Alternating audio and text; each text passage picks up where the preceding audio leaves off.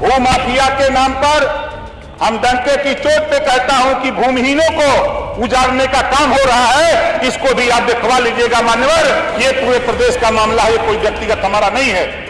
जो भूमिहीन है, जो दशकों से बसा है, 50 साल 60 साल 100 साल से गांव सभा की जमीनों पर, सरकारी जमीनों पर, उसको गांव में ग्राम प्रधान की गोलबंदी की वजह से, जो गांव में प्रधानी को लेकर 4 गोल 3 गोल 5 गोल हुई है, इसके वजह से 1 गोल दरखास्त दे रही है और आदेश हो जा रहा है, उसको गिरा दिया जा रहा है, उसको भूमाफिया बना करके गिराया जा रहा है। इसको भी मान्यवर हम सरकार से चाहूंगा कि आप बहुत अच्छी प्रगति कर रहे हो, लेकिन उन भूमिहीनों के ऊपर जो भूमाफिया बना करके उनको गिराया जा रहा है, इस पे आप ध्यान अपना जरूर डालिएगा, ताकि ऐसे लोगों के ऊपर आए दिन घटनाएं सामने हमारे आती हैं, आपके भी हमारे तमाम सदस्यों के सामने आती होंगी। इस नाते भूमिहीनों को भूमाफिया बनाने का काम नहीं होना चाहिए। आगे हम चलते हैं। महिला हमने अब जोड़ा तो काफी बजट तो दिया है सरकार ने, लेकिन अब हम क्या कहें, आधी आबादी लोग कहते हैं, हम भी कहते हैं आधी आबादी है, लेकिन बजट तो बहुत लंबा है। लेकिन पूरे लंबा बजट में महिलाओं के विकास के लिए जहां आधी आबादी है वहां 5,895 ही करोड़ सभी मदों में महिलाओं के लिए आपने दिया है, आधी आबादी को आपने बजट दिया। इस नाते महिलाओं के संबंध में मैं कहना चाहूंगा मान्यवर, आधी आबादी है तो नौकरियों में इनको जब देश की सर्वोच्च कुर्सी पर राष्ट्रपति, प्रधानमंत्री की कुर्सी पर राष्ट्रपति, मुख्यमंत्री की कुर्सी पर राष्ट्रपति, डीएम की कुर्सी पर राष्ट्रपति सुशोभित कर सकती है और फाइटर प्लेन चला सकती है, तो महिलाओं को आप नौकरियों में 50% रिजर्वेशन कर दिया जाए, इनको कहीं जाने की किसी को जरूरत नहीं पड़ेगी, अपनी ये सुरक्षा खुद कर लेंगी। जिस सुरक्षा की बात हम उनकी चर्चा करते हैं, आज उठा करके देखिए शिक्षण संस्थाओं में आधी आबादी अगर महिलाओं की है तो चाहे प्राइवेट हो चाहे सरकारी हो, आधी सीटें प्राइवेट हो चाहे सरकारी हो, वहां सीटें सुरक्षित कर दिया जाए महिलाओं को, इनको निःशुल्क पढ़ा करके व्यवस्था देकर के इनको आगे बढ़ाने का काम किया जाए।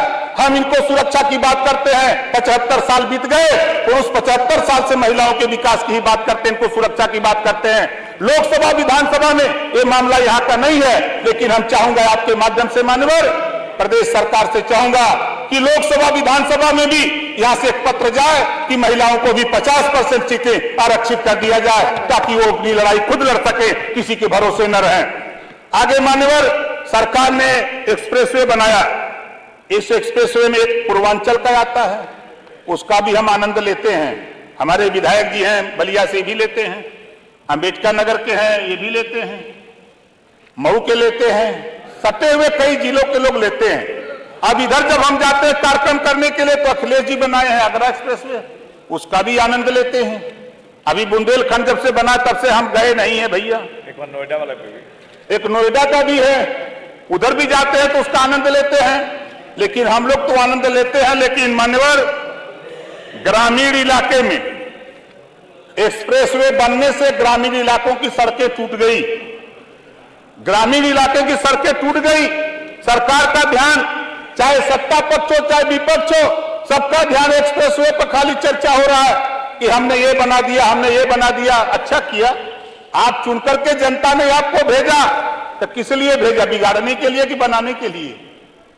चाहे सत्ता पक्ष हो चाहे विपक्ष हो, आज इधर की गोल जब उधर जाती है या उधर की गोल इधर आती है, तो कभी तो हमने ये नहीं सुना 75 साल की आजादी में कि प्रदेश को बिगाड़ने के लिए, प्रदेश को विनाश के रास्ते पर ले जाने के लिए सरकार जनता ने चुना हो। जनता तो विकास के लिए ही चुनती है, चाहे सपा को चुने, कांग्रेस को चुने, बसपा को चुने, भाजपा को चुने, किसी को चुने, तो ये विकास के लिए ही जनता चुनती है। इस नाते मान्यवर जो ग्रामीण सड़कें क्षतिग्रस्त हो गई हैं, पूरा बजट हमने देखा, सरकार एक्सप्रेसवे पर पूरा ध्यान, ग्रामीण इलाके पर जो बजट है हमने उसको भी देखा, लेकिन वो जो बजट है वो बहुत कम है। हम लोग गांव से चुन करके आए हैं, गांव में रहने वाले लोग हैं, ग्रामीण इलाके की विधानसभा है, हमारे विधानसभा से ही पूर्वांचल एक्सप्रेसवे जाती है। हमारे नेता प्रतिपक्ष जी कह रहे थे एक्सप्रेसवे की चर्चा, लेकिन मुझे याद है जब मैं उनके साथ था तो मोहम्मदाबाद से लखनऊ तक हम लोग 2 बजे रात पैदल रथ यात्रा लेके आए थे, उसी पर आए। भले आप हिचकोला खाते हुए आए हो, लेकिन रास्ता वही मिला जो पूर्वांचल एक्सप्रेसवे बना। हो सकता है आपके पास अच्छी टेक्नोलॉजी रही हो, आप प्रतिपक्ष के नेता हैं, नेता प्रतिपक्ष हैं, आपने सलाह अच्छी नहीं दे पाया हो कि भाई ये इस तरह का हमने बनाया है, इस तरह का बनवा दीजिए तो बेहतर बना होता। लेकिन इतना जरूर है कि जो पूर्वांचल एक्सप्रेसवे है बना है, उससे भाई हमारे लिए, पूर्वांचल के इलाकों के लिए बेहतर आवागमन लखनऊ आने के लिए सुविधा हो गई है, इसको नकारा नहीं जा सकता है।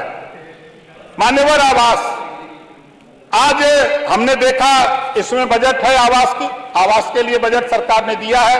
माननीय वित्त मंत्री जी, आपके माध्यम से कहना चाहूंगा कि 2011 की जनगणना के आधार पर आवास बनाने की सूची बनी है और 2011 2023 है। माननीय संसदीय कार्य मंत्री जी, 2023 है। जिस बाप के पास 4 बेटे थे, 5 साल 6 साल के बाद वो 4 जगह मड़ई डाल लिए तो पता लगा 3 लोग आवास के पात्र हो गए।